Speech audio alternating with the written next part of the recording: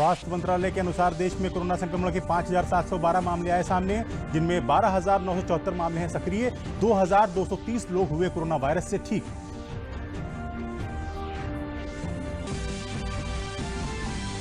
सूचना और प्रसारण मंत्री प्रकाश जावड़ेकर ने कहा, 20 अप्रैल से शुरू होंगी कुछ आर्थिक गतिविधियां, धीरे धीरे आर्थिक गतिविधियों में आएगी तेजी।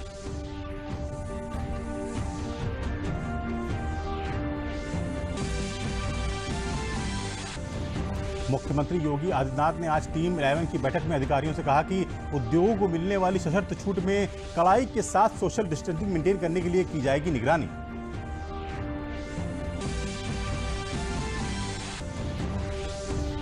और विश्व स्वास्थ्य संगठन ने रमजान के पवित्र महीने के लिए जारी किए दिशा निर्देश। कहा, लोग सोशल डिस्टेंसिंग का रखें ख्याल, लोगों से कम 1 मीटर की दूरी बनाना है जरूरी।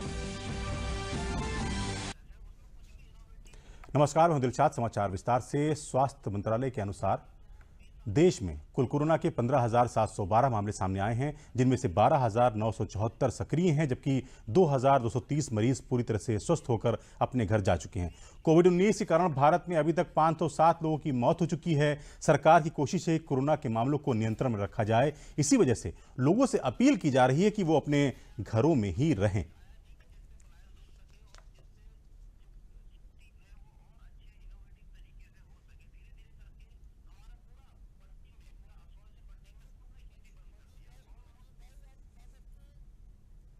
और इस वायरस के प्रसार को रोकने के लिए सरकार ने पूरे देश में 3 मई तक के लिए लॉकडाउन बढ़ाया है।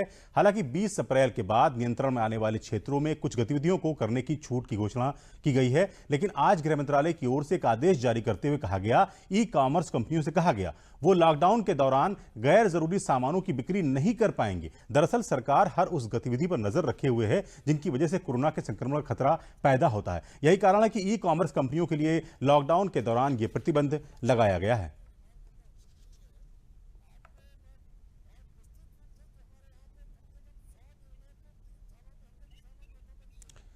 सूचना और प्रसारण मंत्री प्रकाश जावड़ेकर ने कहा कि 20 अप्रैल से देश में कुछ आर्थिक गतिविधियां खुल जाएंगी। ये कदम बहुत महत्वपूर्ण है। इससे देश भर में धीरे धीरे आर्थिक गतिविधियों में तेजी आएगी।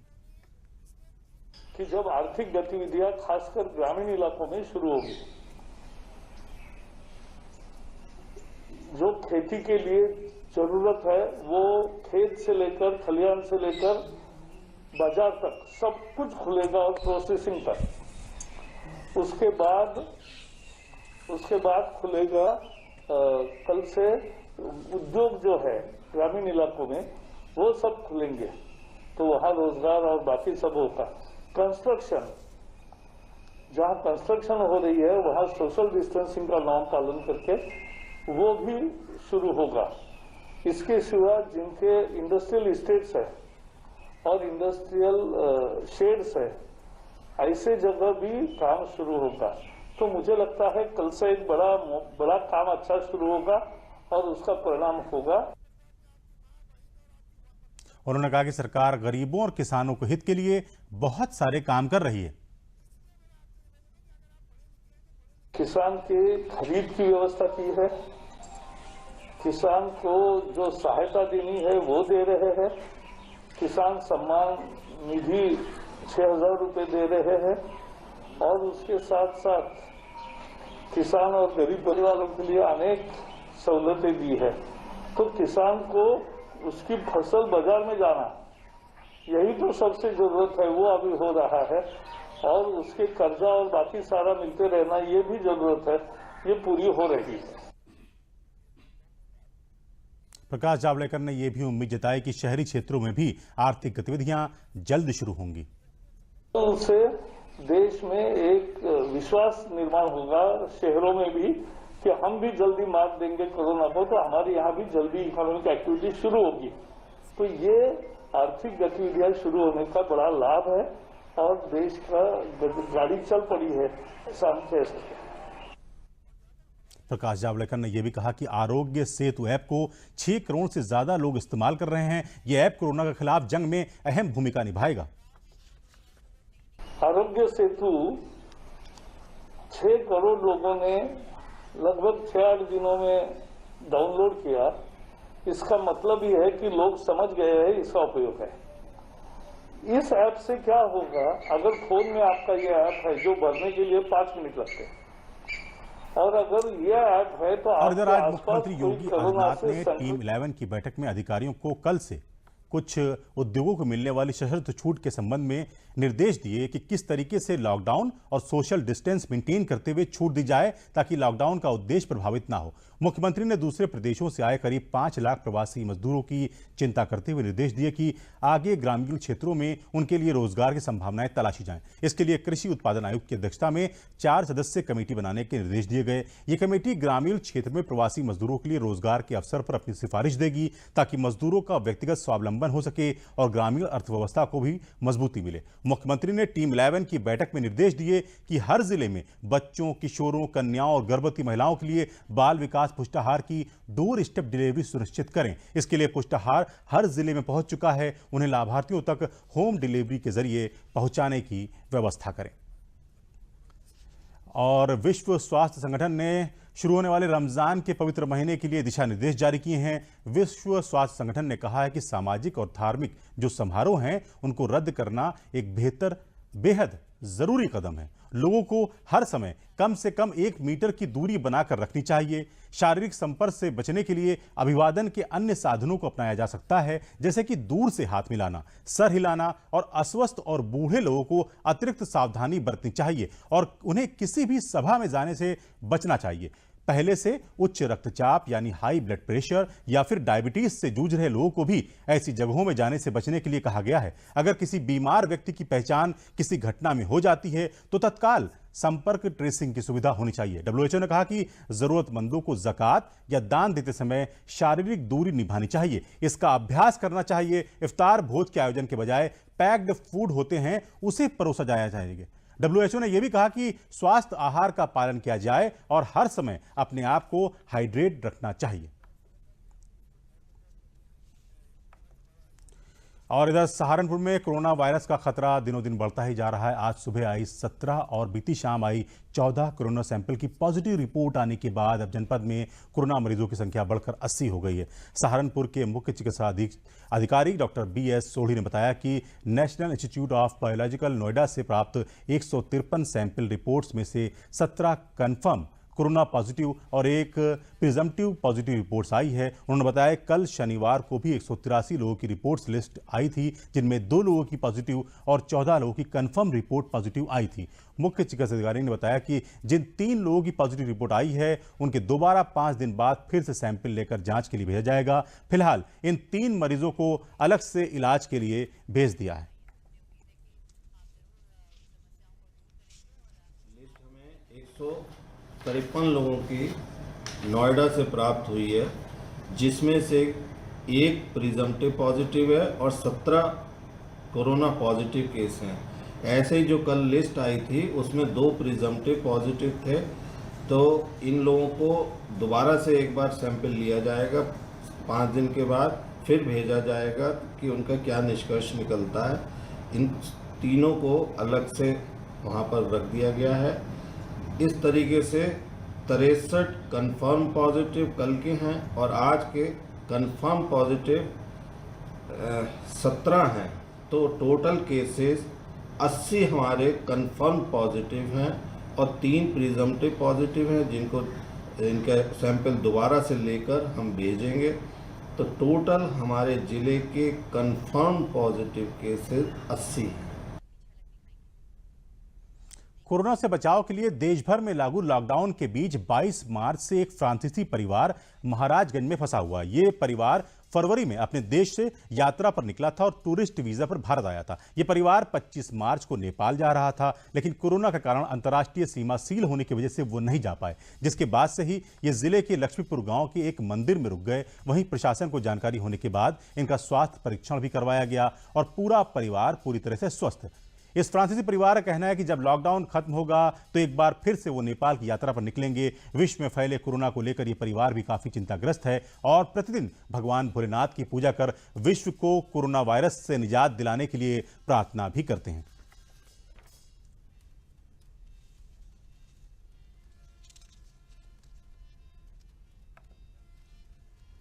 फ्रांसीसी परिवार विगत 12 मार्च को नेपाल बॉर्डर के माध्यम रास्ते से ये म्यांमार जाना चाह रहा था, परंतु उसी बीच लॉकडाउन और सीमा सील हो जाने के नाते ये जा नहीं सके और ये आकर के यहाँ रुक गए। जानकारी होने पर जब हम लोग आए तो इनसे बातचीत किया गया, इनको होटल में भी रुकाने की व्यवस्था की गई, लेकिन इन्होंने कहा कि नहीं, यहाँ का माहौल मुझे अच्छा है। इनको हेल्प की जो ज़रूरत थी, हेल्प के लिए उच्च अधिकारी स्तर से बात की गई और इनका हेल्प किया जा रहा है, परंतु लॉकडाउन होने की वजह से ये जा नहीं सकते हैं। सुरक्षा व्यवस्था में मैं निरंतर इनको आकर के देख रहा हूँ। ये फ्रांसीसी परिवार है जो 21 तारीख को यहाँ पोगी बरवा वन्यजीव विहार में घूमने के लिए आया था और 22 तारीख की जनता कर्फ्यू के दौरान वो यहाँ फंस गया और 23 तारीख को शासन द्वारा इनको यहाँ से ले जाने के लिए बात की थी, लेकिन ये लोग यहाँ जाने से इनकार कर दिए। इन्होंने कहा कि मुझे यहाँ की आबो हवा, यहाँ का वातावरण अच्छा लग रहा है। फ्रांस के 5 सदस्य एक परिवार आया हुआ है यहाँ पे। वो लोग सोनौली के द्वारा बॉर्डर क्रॉस करना चाहते थे, लेकिन चूँकि लॉकडाउन घोषित हो चुका था इसलिए वो क्रॉस नहीं कर पाए थे और उसके बाद से कोल्ही के पास एक गांव है, वहीं पे ये लोग रुक गए हैं। इनसे वार्ता की गई थी कि आप होटल में रुकना चाहते हैं तो रुक लीजिए या कोई फैसिलिटी और अवेलेबल करा दी जाए। तो ये लोग ओपन में ही रहना इनको ज़्यादा अच्छा लग रहा है। इनके पास रहने की सारी सुविधाएं मौजूद हैं, इनके पास टेंट वगैरह सारी चीज़ें हैं और गांव वालों ने इनका काफ़ी सहयोग किया है। प्रशासन के पहुंचने से पहले भी गांव वाले इनके रोज़मर्रा की ज़रूरतें का काफ़ी ख्याल रख रहे हैं, इसके लिए वो धन्यवाद के पात्र हैं। साथ ही प्रशासन की, पुलिस की टीम इनसे बार बार संपर्क कर रही है। इनको कुछ भी दिक्कत हो रही है उसके बारे में इनसे संपर्क करके इन सारी सुविधाएं मुहैया कराई जा रही है और इनके वीज़ा क्लियरेंस को लेकर एम्बेसी में भी इनकी वार्ता चल रही है। यहाँ से भी रिपोर्ट भेजी गई है, तो शीघ्र ही उस पर भी निर्णय होगा।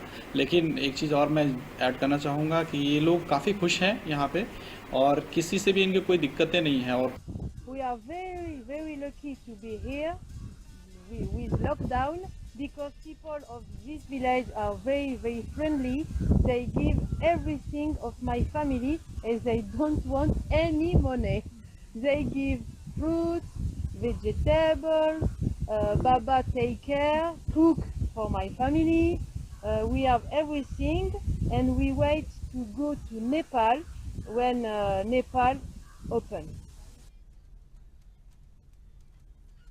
जनपद बलरामपुर में प्रधानमंत्री गरीब कल्याण योजना के अंतर्गत मिल रहे निःशुल्क राशन से गरीबों के चेहरे पर मुस्कान देखी जा रही है। जिले के 9 विकास खंडों के 3,21,741 कार्ड धारकों को 15 अप्रैल से प्रति यूनिट 5 किलो चावल दिया जा रहा है। जिले में राशन की दुकानों पर सोशल डिस्टेंसिंग का पालन करते हुए लोगों के हाथों को सैनिटाइज करने के बाद पॉश मशीन पर अंगूठा लगवाकर राशन दिया जा रहा है। लॉकडाउन के दौरान मजदूरी व अन्य काम बंद होने से प्रधानमंत्री गरीब कल्याण योजना के अंतर्गत मिल रहा निःशुल्क राशन गरीबों के चेहरों पर चमक पैदा कर रहा है। 9 यूनिट है, 45 किलो चावल मिला है फ्री, ना कोई पैसा लिया गया है। ये जो गल्ला मिला है हमको फ्री, मेरे पूरे परिवार को इससे लाभदायक है, नहीं चलता है काम और अगले महीने में फिर मिलेगा ये गल्ला। हम कल्पू का लॉकडाउन करेंगे। मिला हुआ है फ्री में, कहीं भी नहीं जा रहे हैं काम करने के लिए। लॉकडाउन की वजह से यहाँ राशन मिला हुआ फ्री में, कोई भी पैसा नहीं पड़ा। ग्राम पंचायत बिस्नापुर का कोटेदार हूँ। सबको दूरी बनाकर गल्ला देता हूँ, सैनिटाइजर हाथ धुलकर सबको गल्ला देता हूँ। सरकार अनुसार प्रति 5 किलो चावल देता हूँ। और मुरादाबाद जनपद के 83 गेहूं क्रय केंद्रों पर शारीरिक दूरी के नियम का पालन करते हुए गेहूं की खरीद की जा रही है। क्रय केंद्र पर आने वाले सभी किसानों के सबसे पहले हाथ सैनिटाइज कराकर वाहन से गेहूं उतारा जा रहा है। किसान, मजदूर और पल्लेदार मास्क लगाकर काम कर रहे हैं। इतना ही नहीं, किसानों को अपना गेहूं क्रय तक ले जाने में कोई समस्या ना हो, इसके लिए किसानों के आवागमन पर कोई प्रतिबंध नहीं लगाया गया है। सरकार ने इस बार गेहूं का समर्थन मूल्य बहुत अच्छा रखा है। कोरोना संक्रमण से बचने के लिए सभी क्रय केंद्रों पर हाथ सैनिटाइज कराकर ही गेहूं की तौल कराई जा रही है। पुलिस भी उनको कहीं आने जाने से नहीं रोक रही है।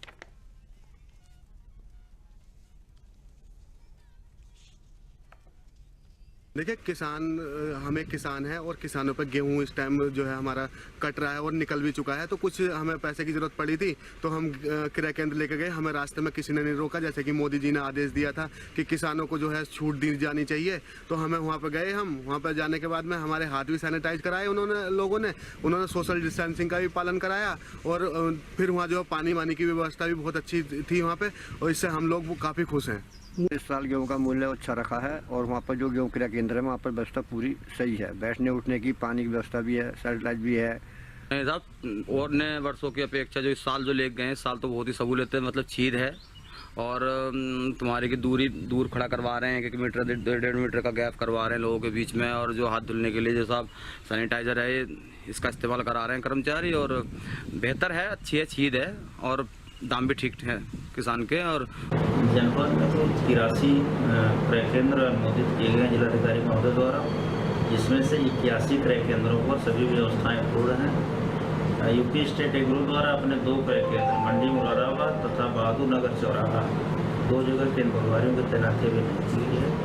बाकी केंद्रों पर सभी व्यवस्थाएं पूर्ण हैं। किसानों के बैठने की जगह है और हाथ धोने के लिए साबुन रखा है, पानी रखा है, पीने के लिए खराब है पानी है उसमें, प्लस सैनिटाइजर भी रखे हुए हैं सब जगह। आज कुछ केंद्रों पर खरीद की भी सूचना है, शाम तक मिल जाएगी, खरीद हो रही है। और उधर भारत सरकार द्वारा चलाई जा रही प्रधानमंत्री किसान सम्मान निधि योजना बरेली के किसानों को राहत प्रदान कर रही है। प्रधानमंत्री किसान सम्मान निधि योजना के तहत किसानों को 1 साल में 6,000 रुपए देने का प्रावधान है। लॉकडाउन के चलते किसानों को राहत देने के लिए सरकार ने किसान सम्मान निधि योजना के जरिए 2,000 रुपए किस्त बैंक खातों को भेज दी है। योजना का लाभ लेने वाले किसानों ने प्रधानमंत्री की योजना किसान हितैषी योजना बताया। किसानों का कहना है कि सरकार ने किसानों के लिए शुरू की गई इस योजना से किसान को खेती करने में आसानी हुई है, तो वहीं वर्तमान हालातों में घर खर्च में भी राहत पहुंचा रही है।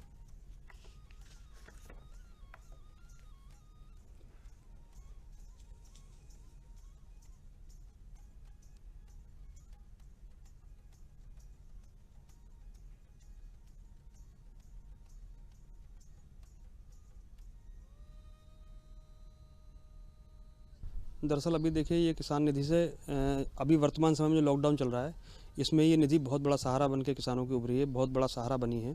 और इस निधि से किसानों को बहुत मदद मिली है और उनको जो घर में खर्चे नहीं चल पा रहे थे उस निधि से उनके खर्चे भी चले हैं और किसानी में भी उनको मदद मिली है। खेती के लिए बहुत मदद मिली, खाद के लिए ज़रूरत पड़ी खाद ले आए, बीज को ज़रूरत थी बीज ले आए। 2,000 रुपये थे, बहुत खर्चा चला हमारा, सब्जी तक को पैसे नहीं थे। और ऐसी सरकार हमें पहली बार मिली है, बहुत अच्छी सरकार है और इन पैसों से हमारा बहुत ही काम चला है।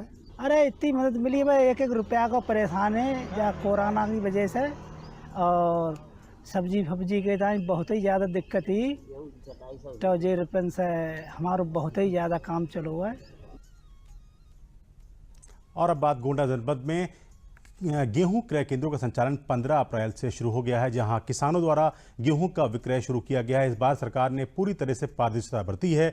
गेहूं बेचने के लिए ऑनलाइन अप्लाई करने पर किसान के पंजीकृत मोबाइल नंबर पर OTP आएगा। OTP डालने से ऑनलाइन तिथि मिलेगी और टोकन जारी होगा। फिर उसी तिथि में केंद्र पर किसान की गेहूं खरीदी जा रही है। जिले में इस बार मार्केटिंग, कोऑपरेटिव, साधन सहकारी समिति सहित 7 केंद्र खोले गए हैं, जहां किसानों को मास्क लगाकर अनिवार्य आना है। किसान के आने पर सबसे पहले उसको सैनिटाइज होना पड़ता है, उसके बाद उसके टोकन को केंद्र प्रभारी ऑनलाइन सत्यापन कर गेहूं खरीद करते हैं। खरीद केंद्र पर लगे मजदूर भी मास्क लगाकर सोशल डिस्टेंसिंग का पालन कर रहे हैं। मंडी समिति में गेहूं बेचने आया हूं। प्रक्रिया अपनाने में मुझे ऑनलाइन की व्यवस्था बताई गई, ऑनलाइन किया गया। मेरे मोबाइल पर मैसेज OTP आया, मैंने OTP से अपना कंफर्मेशन किया। उसके बाद में मुझे यहां से टोकन जारी हुआ, मैंने अपना गेहूं यहां तौलवाया। यहां आए सबसे पहले सैनिटाइजर करवाया मुझसे और उसके बाद मेरी तौल शुरू कराई। अगर ऑनलाइन होता है तो टोकन नंबर से वो उसमें डाला जाता है, तो कंफर्म किया था कि उसका सत्यापित है कि नहीं है। अगर सत्यापन होता है तो खरीद की जा सकती है, वरना नहीं की जा सकती। किसान पहले यहाँ पे आते हैं तो पहली बात तो उनसे कहा जाता है कि आप अपना मास्क लगाइए और फिर उसको सैनिटाइजर उनका हाथ सैनिटाइज करवाया जाता है और फिर उसके बाद खरीद चालू की जाती है। पहले रजिस्ट्रेशन करवाते हैं, फिर आते हैं, उनका हाथ धुलवाया जाता है साबुन से, फिर खरीद होता है। फिर केंद्र पे यहाँ आए तो पहले तो महोदय के द्वारा सूचित किया गया कि आप लोग अपना हाथ सैनिटाइज करें। उसके बाद में फिर बिठाए, बाकी अपना काम पल्लेदारों से करवा रहे हैं। सर हमें तो लगभग दोनों व्यवस्थाएं पैरेलल लगी हैं, क्योंकि पहले भी ऑनलाइन करवा के भी आना पड़ता था। अब ये है OTP का जो सिस्टम आ गया है, इससे थोड़ा सा आसान हो गया है काम। हाँ कि डेट मिले उसी डेट पे आप जाओ, बहुत ज़्यादा भाग दौड़ कर वापस नहीं जाना पड़ेगा। जी जी।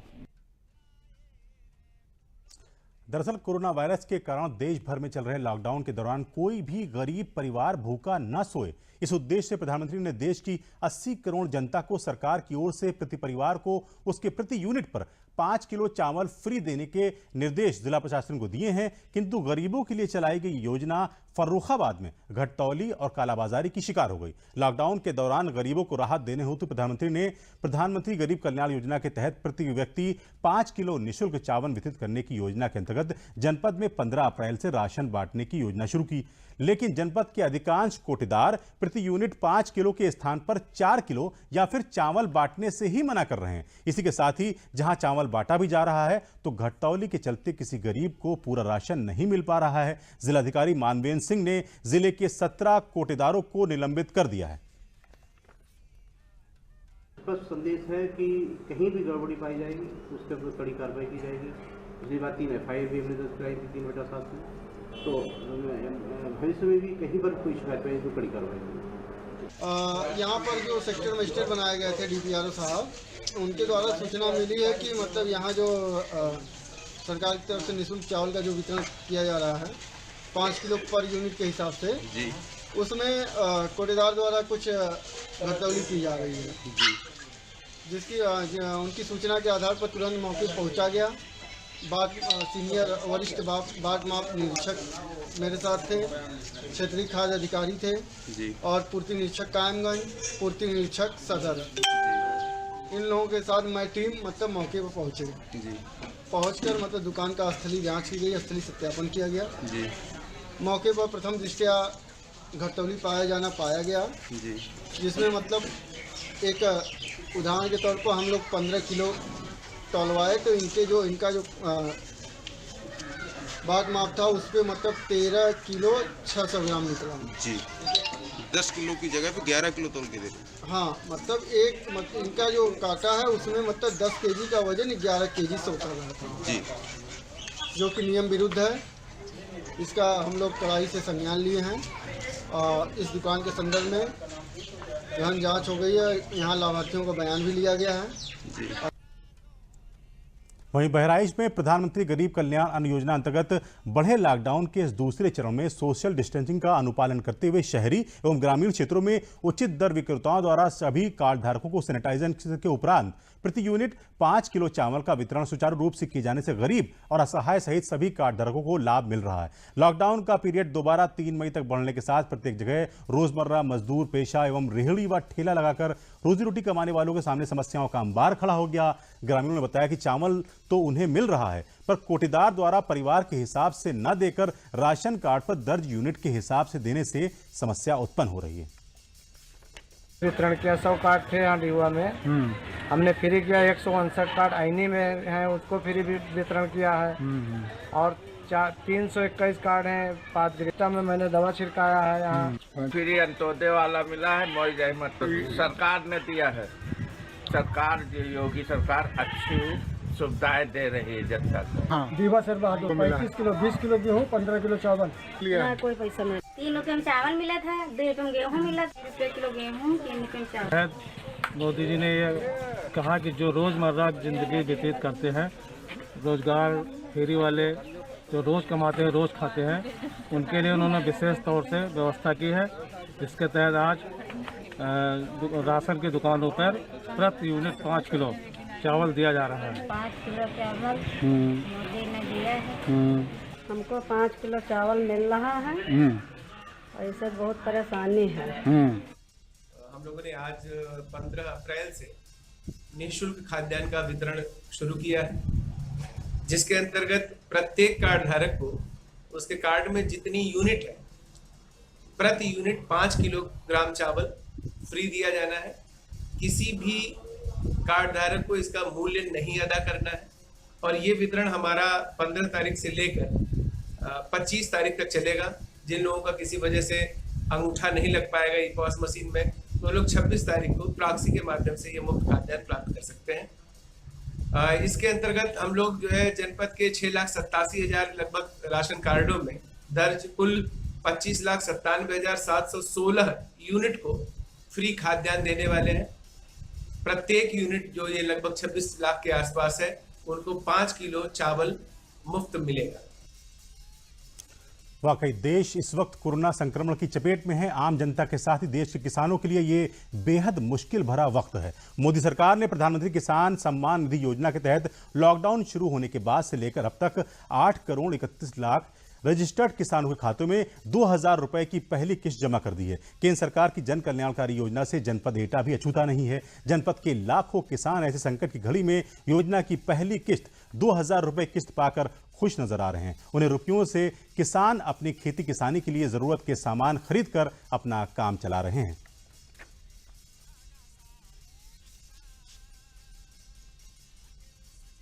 हाँ सर, किसानों सम्मान निधि की जो पिछली साल भी आ गई, इस साल भी कुछ दिन पहले ही आ गई हमारी किस्त। मार्च के अप्रैल की शुरुआत में जो बीमारी चल रही है इसके तहत हमें दे दिए। जो खाने तक को पैसे नहीं थे, ये 2000 रुपये दे दिए हमें। शुक्रिया अदा उनका करूँगा। फिर एक बार फिर उससे खेती में लगाए, अपने पैदा करिए, घर लगाए, घर से आटा फाटा मोल लाए, खाया पिया और रुपया 2000 आए। भैया जाई खेती कितनी मजूर है, मजूरी पार्टी के लिए दे दे, मोदी साहब ने दे। और उधर सुल्तानपुर जनपद में लॉकडाउन की स्थिति में ईंट भट्टों पर काम करने वाले प्रवासी मजदूरों के जीवन यापन के लिए जिला प्रशासन के द्वारा दिए गए निर्देशों का भट्टा मालिक पूर्णतया पालन कर रहे हैं। लॉकडाउन के बाद छत्तीसगढ़ राज्य के भट्टे पर काम करने वाले प्रवासी मजदूर घर की ओर भाग रहे थे।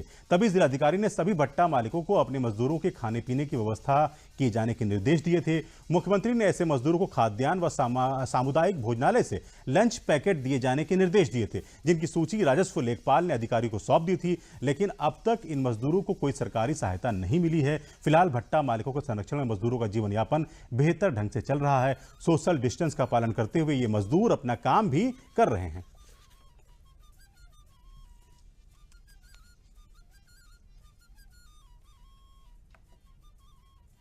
व्यवस्था हमारा मालिक कर रहा है, जो यहाँ लाया है वो जी। हाँ, सब चीज़ खाने पीने के लिए व्यवस्था सब चीज़ मालिक ही देता है। कोई बात की तकलीफ नहीं है सर। अच्छा। हाँ, जो भी परेशानी हम साहब मालिक को बोल देते, हमारा परेशानी दूर कर देते हैं लाकर। भट्टा मालिक देते हैं, सब खर्चा पानी दुकानों से ले लेते हैं। यहाँ लॉकडाउन तो चल ही रहा है जी, तो इसीलिए यहाँ से रात में काम करते हैं, दिन में इतनी टाइम बंद हो जाता है काम, शाम को काम चालू करते हैं। बाहर के छत्तीसगढ़ के मेरे पास 18-20 मजदूर हैं। अच्छा। जो जाने के लिए प्रयास कर रहे थे, प्रशासन का जब आदेश हुआ कि इनको जाने न दिया जाए तो इनको मैंने यही रोक रखा। इनकी सारी खाने पीने की व्यवस्था सब करवा रहे हैं। यहाँ तक कि चावल वगैरह खरीद करके ला के इनको दे रहे हैं, सब पैसा भी दे रहे हैं। खाने पीने की कोई प्रॉब्लम इनको है नहीं। और जनपद ललितपुर में सहरिया आदिवासी बाहुल्य जखोरा एवं बिरधा विकासखंड में मोदी सरकार द्वारा हर गरीब के साथ साथ आदिवासी लोगों के लिए अपने खाद्यान्न के दरवाजे खोल दिए गए हैं। जिले में 500 से अधिक सहरिया आदिवासी मजदूरों को लाभ मिलना शुरू हो गया है। मुफ्त में राशन के लिए नियमानुसार सोशल डिस्टेंसिंग के साथ साथ सैनिटाइजर की विशेष व्यवस्था की गई है। हर गरीब को उनके राशन कार्ड पर प्रत्येक यूनिट के हिसाब से 5 किलो चावल का लाभ उनके घर पर ही मिल रहा है।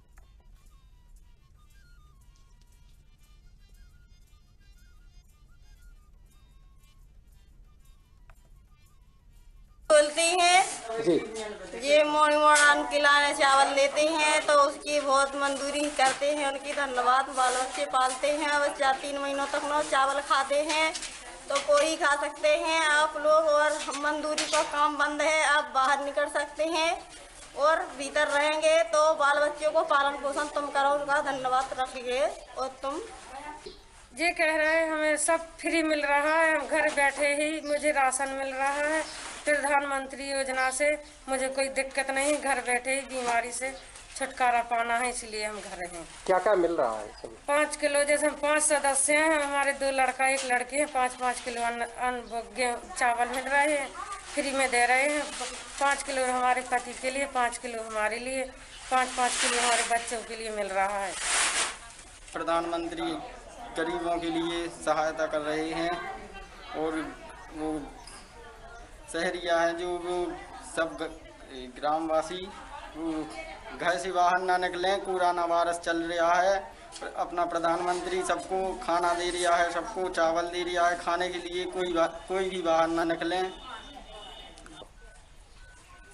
हमारे लिए सरकार लॉकडाउन की वजह से बाहर नहीं निकल पाने की वजह से नरेंद्र मोदी जी 1 यूनिट पे 5 किलो चावल देते हैं और बाहर नहीं निकल पाने पर व्यवस्था बना रहे हैं। प्रधानमंत्री ने अच्छा काम किया है, गरीबों को खाना के लिए चावल दे रहे हैं, घर से बाहर निकलने नहीं दे रहे हैं, सभी सुविधाएं दे रहे हैं और राशन लेने आए हैं। हम लोग 7 आदमी हैं, राशन मतलब मिल रहा है अच्छे से, गोला बनाए जा रहे हैं, हाथ धुलाए जा रहे हैं। मतलब प्रधानमंत्री ने हम लोगों की जगह अच्छा किया है। अगर ऐसा ही 3 महीने दे देना तो आदमी क्यों बाहर निकलेगा? जी रोग चल रहा है, कोई निकलने नहीं दे रहा बाहर। तो समाचारों में फिलहाल इतना ही। हमें दीजिए अनुमति, आप देखते रहिए दूरदर्शन उत्तर प्रदेश। नमस्कार।